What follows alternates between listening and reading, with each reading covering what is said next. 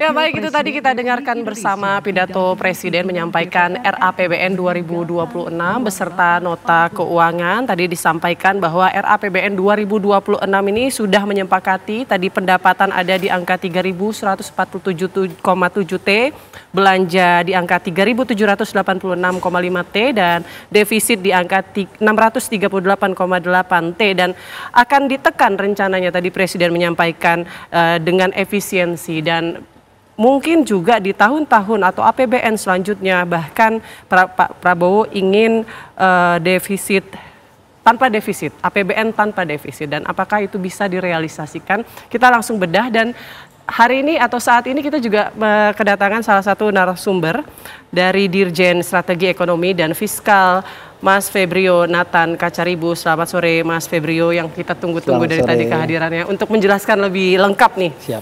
Soal pidato Pak Presiden tadi. Langsung saja mungkin ya, apakah RAPBN 2026 yang disampaikan Pak Presiden tadi bisa mengakomodasi seluruh program prioritas yang tadi sudah disampaikan Pak Prabowo?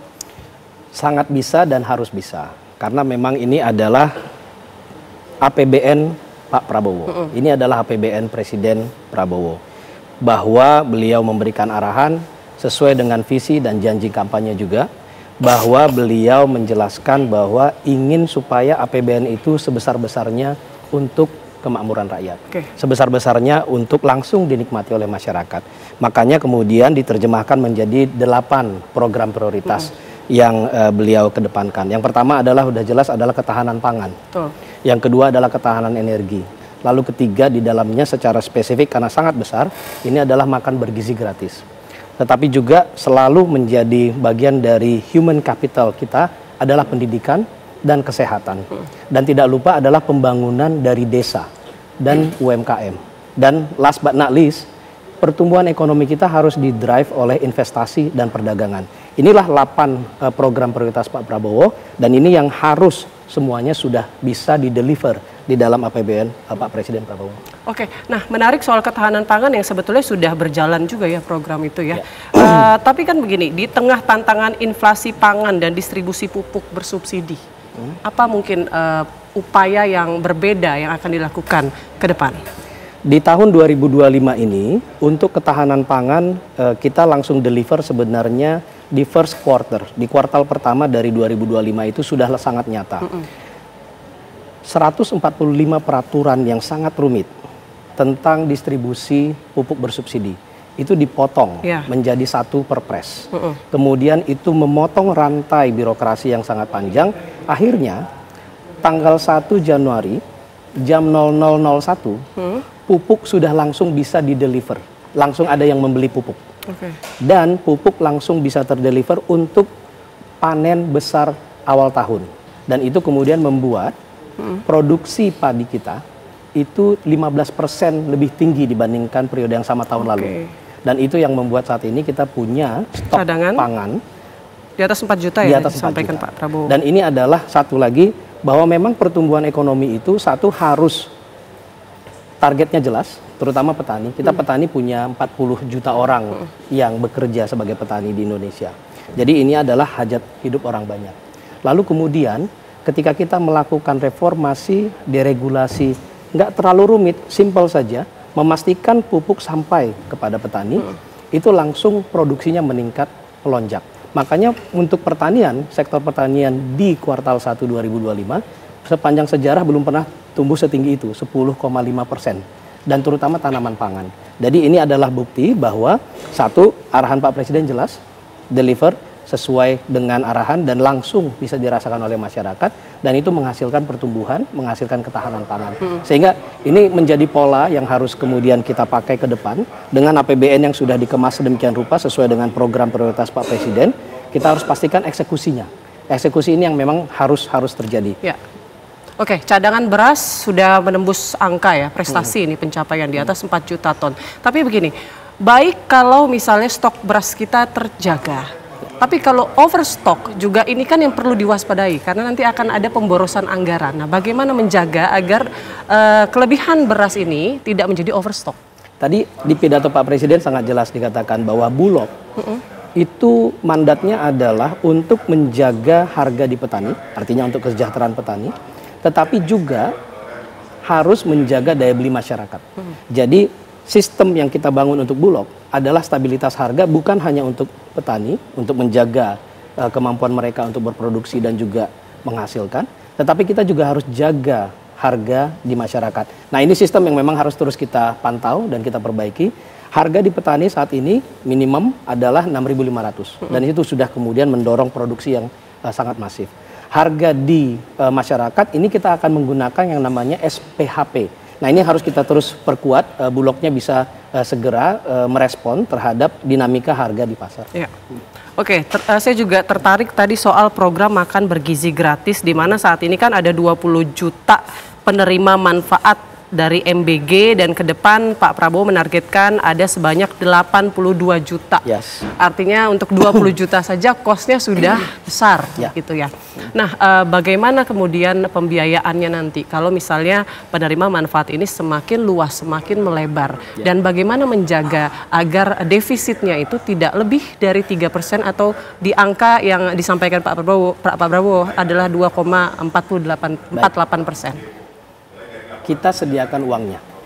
Uangnya sudah tersedia di dalam APBN 2026. Kenapa? Tadi Pak Presiden mengatakan prioritas pertama adalah ketahanan pangan. Yang ketiga itu tadi adalah makan bergizi gratis. Pak Presiden tadi menyebutkan secara eksplisit, angka untuk tahun 2026 adalah jumlah penerimanya 82,9 juta penerima. Uangnya 335 triliun rupiah. Jadi itu sudah ada di dalam APBN, sudah kita anggarkan, tinggal kita eksekusi. Nah, kalau kita lihat untuk 2025, ini saat ini tadi Pak Presiden mengumumkan sudah tercapai 20 juta penerima. Ini sekitar 5.000 lebih SPPG yang sudah tercipta. Untuk bisa mencapai ke 20 juta ini, tadi Pak Presiden di pidato pagi hari juga memberikan komparasi ya, bahwa ini tidak mudah untuk dilakukan. Dan kita melihat bahwa tata kelola yang dibangun ini juga sangat-sangat kita apresiasi. Sehingga ini bukan hanya sekedar masalah cepat, tetapi tata kelolanya juga harus bagus. Tadi dibandingkan dengan beberapa negara, misalnya Brazil, untuk bisa program sampai berapa puluh juta penerima itu butuh sekitar 10-11 tahun. Nah, kita dalam 10 bulan, kita sudah mencapai 20 juta. Oke, berarti itu target dalam setahun ini 82? Tetap targetnya adalah 82,9 juta, nanti kita lihat delivery-nya di BGN. Tetapi untuk APBN 2026, kita juga sudah siapkan untuk 82,9 juta penerima. Anggarannya adalah 335 triliun. Oke, jadi dananya sudah ada ya? Sudah kita perjelas lagi, dana sudah ada, tidak akan terdampak nih, defisit tidak ada. Itu sudah ada di dalam total anggaran, sehingga defisitnya tadi 2,48% dari PDB, itu sudah termasuk 335 triliun rupiah untuk makan bergizi gratis. Oke. Nah, ini ekonomi kerakyatan ya, kalau kita lihat yang berulang kali disampaikan konsep dari Pak Prabowo Subianto ini, termasuk juga yang paling dekat dengan rakyat adalah Koperasi Desa Merah Putih. Nah, bagaimana meyakinkan masyarakat bahwa Koperasi Desa Merah Putih ini bisa memperbaiki produktivitas bahkan perekonomian mereka? Jadi Pak Presiden memang punya visi yang berdasarkan pada pemahaman dinamika yang sedang terjadi saat ini. Tadi Pak Presiden mengatakan bahwa terjadi capital outflow besar-besaran selama berapa puluh tahun, kita lihat sejarahnya gitu ya. Tetapi juga yang sangat penting juga kita perhatikan adalah terjadi kekurangan likuiditas uang yang ada di daerah, terutama di perdesaan. Sehingga Pak Presiden melihat bahwa aktivitas ekonomi di desa itu harus direvitalisasi. Dengan revitalisasi kegiatan ekonomi di desa, maka likuiditas itu akan mengalir ke desa. Nah, kita sudah punya dana desa yang setiap tahun kita gelontorkan ke desa. Dan saat ini kita melihat bahwa hasilnya memang masih belum optimal. Pak Presiden melihat bahwa kita sudah ada uang yang selalu setiap tahun kita gelontorkan ke desa, kenapa tidak itu di leverage? Nah, inilah yang menjadi basic tenet, terutama untuk sektor keuangan. Sektor keuangan kemudian kita bicara dengan perbankan bahwa Anda bisa meleverage dana desa yang sudah ada existing yang setiap tahun pasti akan kita salurkan. Nah, dengan demikian kita lihat bisnis yang sudah ada captive, yang sudah ada di desa. Sembako, penyaluran pupuk, LPG 3 kilo, obat-obatan, itu sudah menjadi kebutuhan sehari-hari masyarakat desa. Dan itu bisa langsung di-serve oleh koperasi desa atau kelurahan Merah Putih. Nah, saat ini kita sudah siapkan, lagi jalan ini adalah mock-up sekitar 100 koperasi yang akan kita dorong untuk secepat-cepatnya dibantu untuk mengajukan proposal kepada perbankan. Perbankan kemudian akan bisa melatih mereka juga mempersiapkan bisnis dengan lebih baik. Sehingga kita melihat bahwa ini adalah pemanfaatan captive market yang sudah ada. Dan kita meleverage dana desa yang sebenarnya juga sudah ada. Sehingga dengan pemerintah akan menempatkan dana di perbankan, perbankan akan menyalurkan dana pemerintah yang kita tempatkan di perbankan tersebut dengan kredit analisis yang baik untuk kemudian disalurkan kepada bisnis yang sebenarnya prospektif dan juga captive yang selama ini dijalankan di desa. Ini yang kita harapkan menggeliatkan aktivitas ekonomi di pedesaan. Oke, nah pertanyaan publik kan koperasi ini banyak sekali ya di daerah.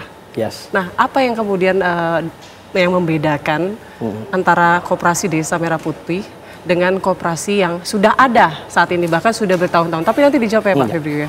Sesaat lagi kita akan kembali, tetap bersama kami di Kabar Khusus.